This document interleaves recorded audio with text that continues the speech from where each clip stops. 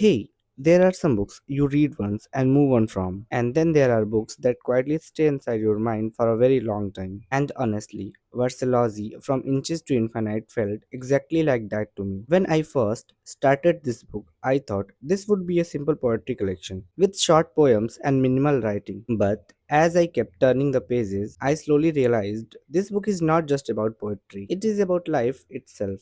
Memories, loneliness, grief, identity, fear, art, healing, and acceptance. What impressed me the most is that the writing is extremely simple. There are no complicated words, no forced literary style, no attempt to sound overly intellectual, and still the emotions hit deeply. That is actually one of the hardest things to do as a writer. Throughout the book, Avalok takes the ordinary things a bench, a paper boat, a pair of sleepers, marks, rivers, flowers, stars, and slowly turns them into emotional symbols. And that is where the real beauty of this collection lies. For example, one of the poems that stay with me was Blue Hawaii Chappals. On the surface, it is just about a child getting a pair of sleepers, but emotionally it becomes a poem about dignity, happiness, childhood innocence, and social humiliation. Then there is Gudak Sitaram, which honestly become one of my favorite poems in the entire collection. It starts with simple memories between a child and his father, but by the end it becomes something much deeper about memory, aging, and emotional attachment.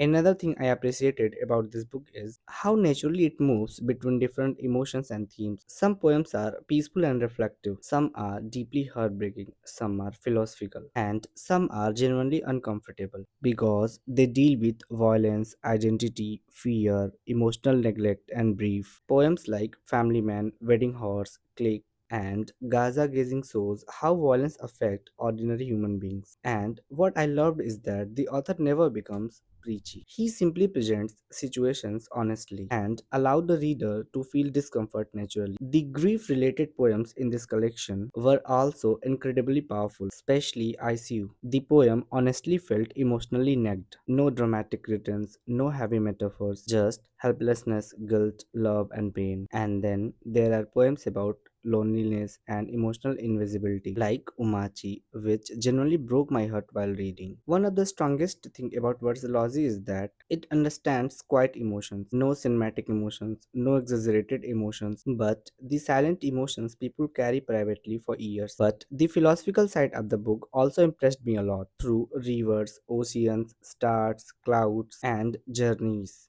Our Sir talks about life, death, impermanence, and acceptance in very calm and thoughtful way. The Unguru was probably one of the most beautiful sections for me because it shows that sometimes nature itself becomes the answer to life's biggest questions. Another thing I genuinely appreciated was the emotional honesty behind the writing. This book never felt fake to me. It felt observed, lived, processed, and honestly. Maintaining such simplicity while still creating emotional depth requires real skills and hard work. By the end of the book, Versalogy no longer felt like a poetry collection to me. It felt like fragments of human experiences, carefully preserved in words. And even after finishing it, certain images stay in my mind. A crying bench, a paper boat, blue Hawaii chappals, a white horse turning in red, mask resting beside a calm sea, a river merging into the ocean, and honestly, I think that is a sign of meaningful writing. So, yes, I genuinely enjoyed reading the Versalogy, not because it entertained me loudly, but because it quietly made me reflect on life.